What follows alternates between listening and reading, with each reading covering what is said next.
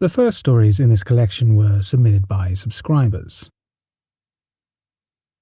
Story 1 by Christian Roman. Now I know how crazy this is going to sound, but I need you to bear with me. This happened to me a little over a year ago, so some details may be a little off, but it shook me enough I will never forget the experience.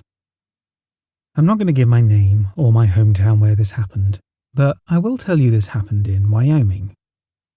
This was back when I lived on a ranch surrounded with tons of forest that belonged to my uncle. I'll just call him Jay. He had let me stay there, and in return I had to do some manual labor, such as maintain the livestock. My Uncle Jay kept pigs, cows, and chickens. I even helped give birth to a few piglets in my time there, which was quite the experience, let me tell you. I had gone out for dinner one night with a couple of my friends. I hadn't gotten to finish all my work for the day, so when I got back Uncle Jay made me finish it, or he'd make me sleep out there till I did. So, as soon as I got back, I immediately got to work, despite being tired from how much I'd eaten. When I was cleaning up some of the feces in the pigsty, which was one of my last tasks for the night, I had heard what sounded like a branch snap in the surrounding woods. I assumed it was just some coyotes or worst case scenario, a bear. So when I finished, I made sure to lock up the barn extra tight and double-checked all the locks. Everything but the chickens were kept in the barn.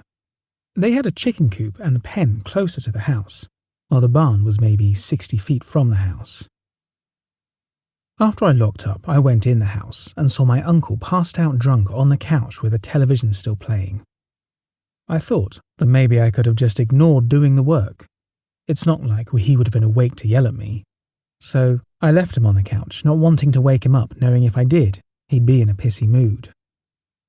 But before I left, I noticed on the television my Uncle Jay had on, the news was playing a rerun of the day. And I remember seeing talk about a man who went missing while in the forest, one not too far from the ranch. And I distinctively recall the man in the photo having some of the brightest blue eyes I had ever seen, like they were diamonds.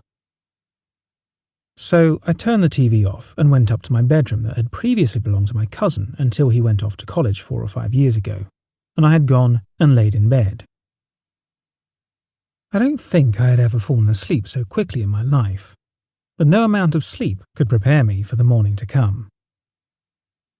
I awoke to my door being slammed open by my uncle and him yelling and cursing at me for leaving the barn door open, but that made no sense to me. I had made sure to lock it up tighter than usual. I explained this to my uncle, and not believing me, he made me follow him out to the barn in my underwear and a pair of boots. When we got there, I saw the barn doors had been busted wide open, and all the animals lay dead with their stall doors open. Every single one of their corpses had had their heads bitten off, and most of their stomachs chewed out, with big claw marks on the majority of them. When I say big, I mean huge. On the pigs, you could only see 1 or 2 of the nail claw marks, but on the cows, you could see all 4 claw marks. With the 4 claw marks, me and my uncle automatically assumed they belonged to a grizzly bear or a black bear, which are native to the forests, until we saw how deep the cut went. The cuts went as deep as what looked like half a foot deep, which is 2 inches longer than the average bear claw of 4 inches. And I don't know how any bear could be hungry enough to eat 5 cows and 7 pigs. The other thing was the locks. We would usually put 3 padlocks and sometimes a plank of wood to lock it up, but all 3 locks were completely destroyed. The metal hook was completely severed from the body of the lock, and the plank of wood had been smashed into 3 different parts. There was also a lot of damage at the edges of the doors where they made contact from whatever broke in. Me and my uncle were speechless. My uncle said he thought it was a grizzly, but I could tell by his tone of voice he was trying to play it off so as not to scare me more than I already was. After this, my uncle told me to always keep a shotgun on my shoulder while working. He kept a few 12 gauges in his bedroom, so he gave me one and an extra ammo pouch that I kept on my belt, and he did the same. I had cleaned up the animal carcasses, but we were able to harvest a bit of meat, just enough for about 3 meals for each of us. The rest was contaminated and diseased. My uncle decided it was best to bring the chickens inside, and he put them in the basement. We didn't speak much about what had transpired, but we were both thinking of it. I asked him, while we were eating supper, what he thought it was. He said it would have been some sort of giant grizzly bear, but I don't think that would account for the appetite it had. Later that night, me and my uncle stayed up late. Neither of us said it, but I think we both wanted to see if we could catch a glimpse at whatever it was that broke into the barn. We turned on the TV to pass the time, and the local news was reporting on the same man as yesterday, except there had been a development in the case. The police had found multiple dead human bodies in his home that he had been eating. They think he didn't just go missing. They said they thought he was trying to get off the grid. This startled me. Not only is there some monster running around, but there was a cannibal too. A part of me hoped he would get eaten by the monster, but I also thought he should just rot in jail. After staying awake till about 2 looking out of the windows with my uncle, I went to bed while he stayed awake. When I went downstairs in the morning, my uncle had fallen asleep on the couch with his shotgun in his hand. The first thing I did was check on the chickens and feed them. All were accounted for but one. I assumed we had accidentally left him in the chicken coop the day before, so I went to it to confirm my suspicion.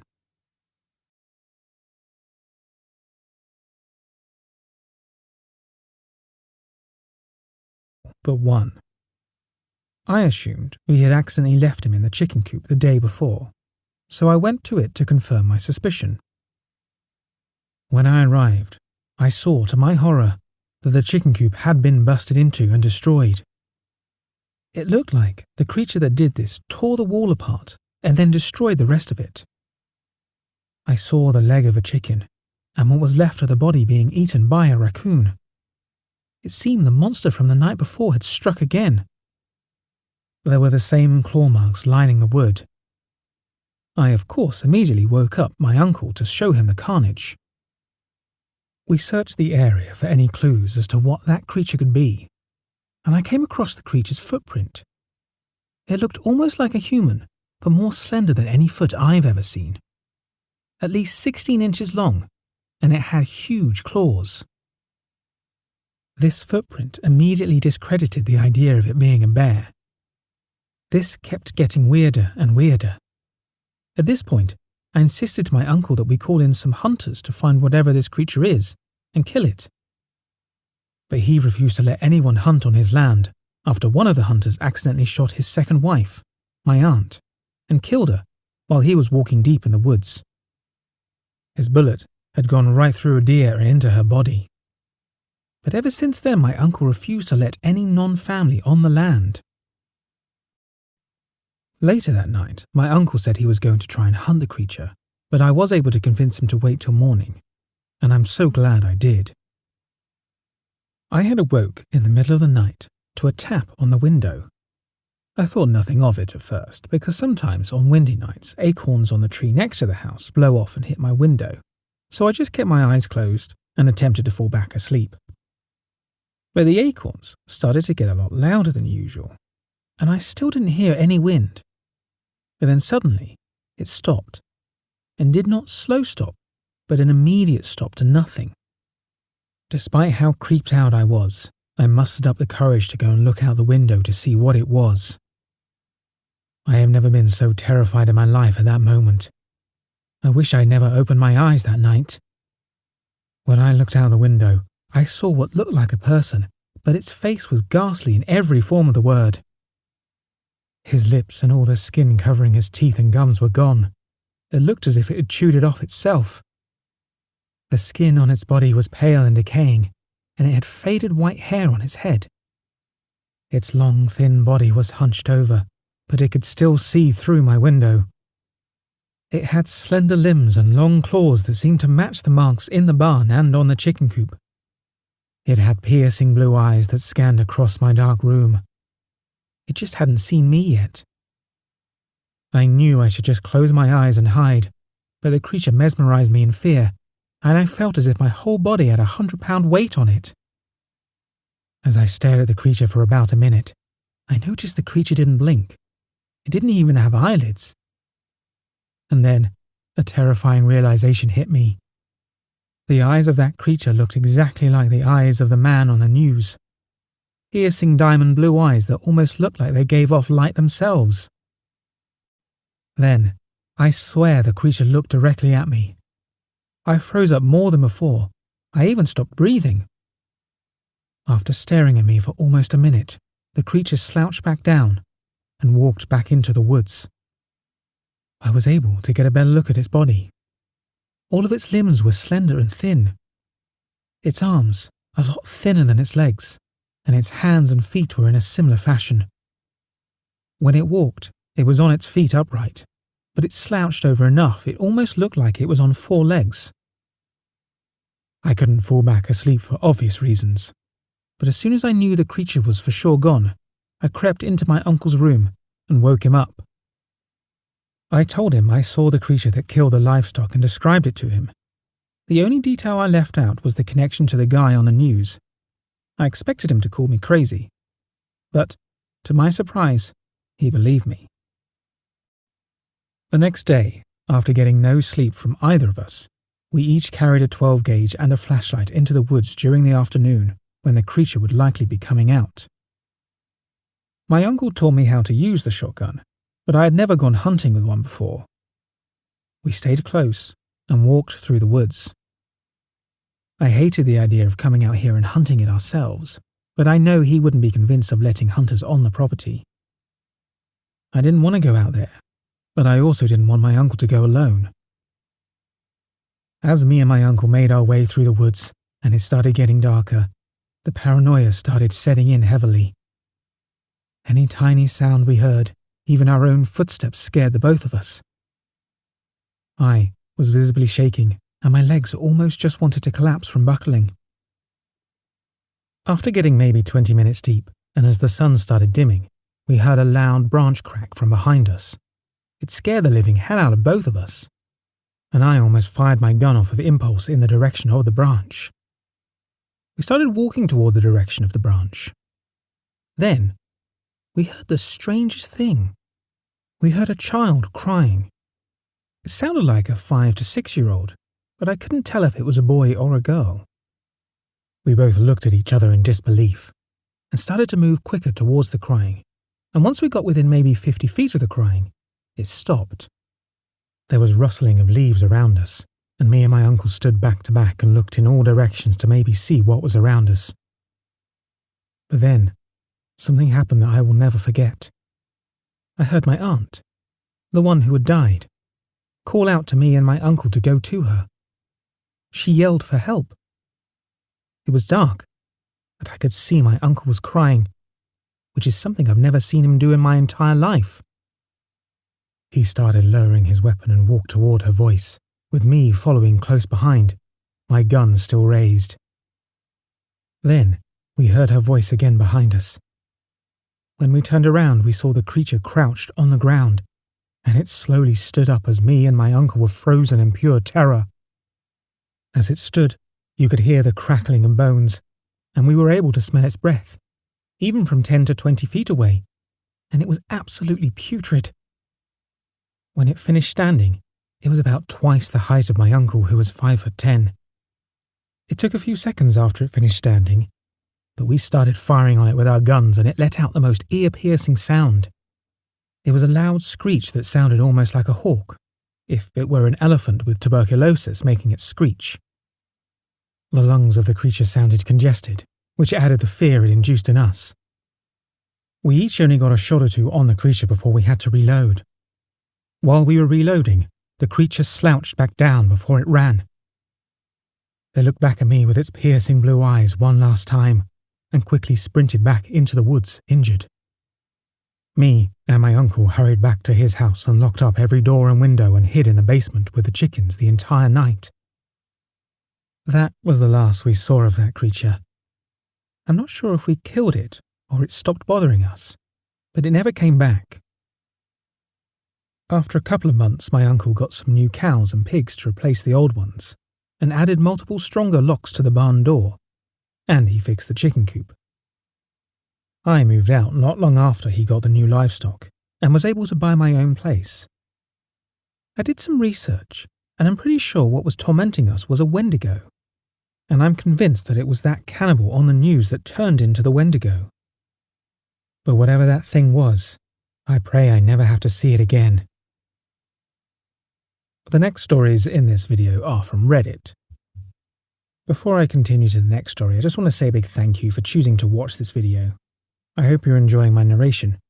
If you are, please go ahead and hit the like button to this video, and if you don't already, subscribe to my channel. It really helps me out. Thanks again. Story 2 by Plague 692. I live in the small town of Willow Creek. The town has a population of around 5,000. The town is made up of a bunch of disjointed chunks of land that meet up in the middle in a sort of town square. We are mostly farmland, but we also have large amounts of open forest.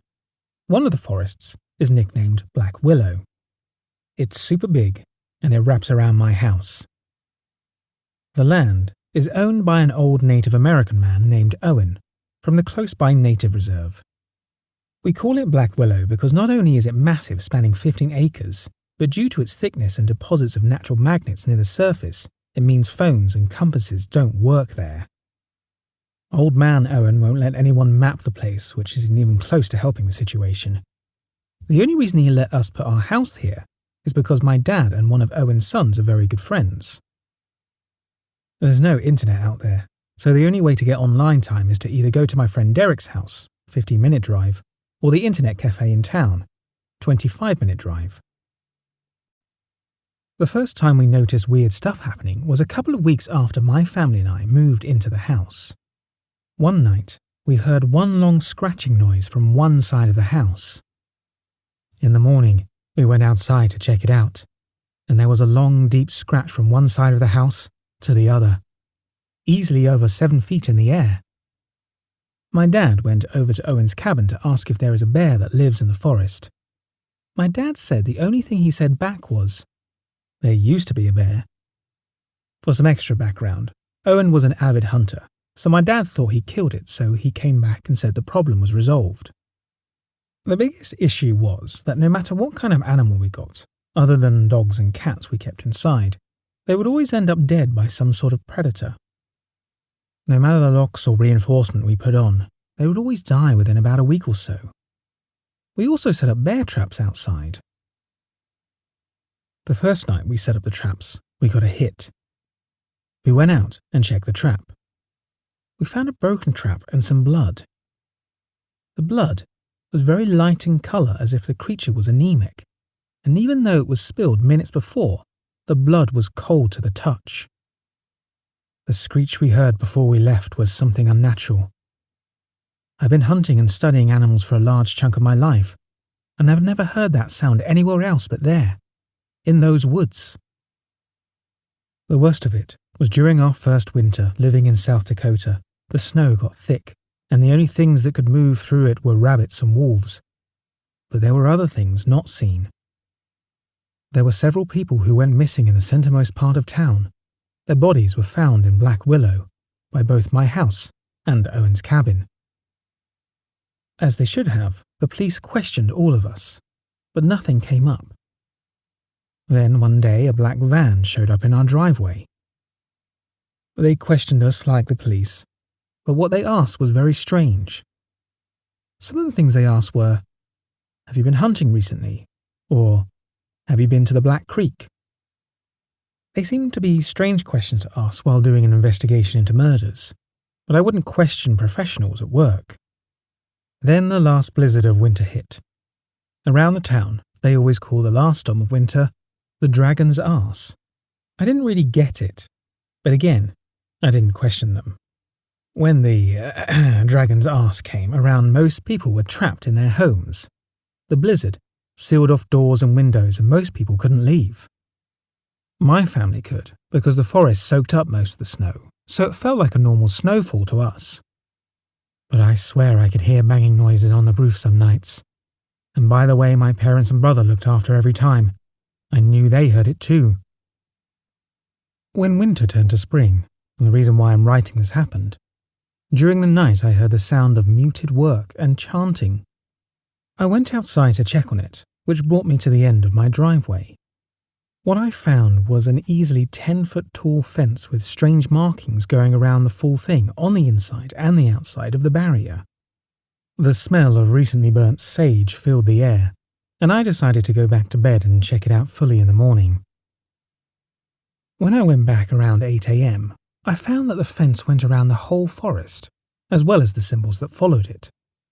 I made my way to Owen's cabin to ask about it, and what I found was gruesome.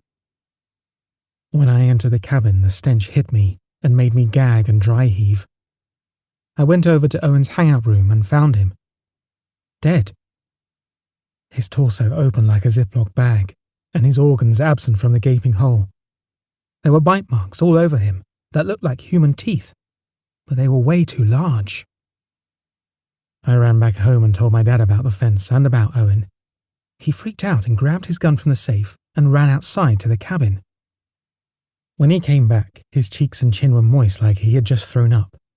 He then grabbed chairs from the kitchen and blocked off the doors, and took planks from the garage and sealed the windows. The next week or so, the nights and days were plagued by gunshots and screams. It sounded like a large group of heavily armed men would march through our plot, and from the distant screams of pain, they didn't make it back. One night, I heard a muted tapping from my window. Through the tiny gaps in the wood, I saw a dead man's body being lightly hit against my window. A long and grey hand was wrapped around his helmet. The thing was trying to coax us out. During one of the many raids of the Willow, I snuck out. When I was halfway out, I was in a creek area with a small stream passing through the middle, with a large cave to the side, full of bodies, and a bloody cave painting. A soldier pointed a weapon at me and told me to get back to my house. I darted to the fence, and he aimed his gun at me. He was only able to fire a single shot that grazed my shoulder before the creature grabbed him from behind. I climbed and jumped the fence before I looked back to see the monster. It was a freakishly tall being, at least 8 feet tall with pale grey skin and 0 gender-defining features. The creature killed the man and looked at me. It walked toward the fence slowly in a calm way to move its finger to where the symbols start. Its finger seemed to stop as a tapping sound came from an invisible wall the beast couldn't cross. I booked it to the nearest internet cafe where I write this now. I warn you, please, never go into the Black Willow, lest you wish to know the wrath of the Willow Creek Wendigo.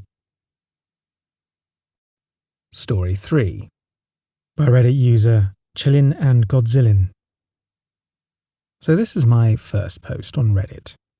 I just wanted to share this story and see if something like this has ever happened to anyone else. Just to start off, some backstory.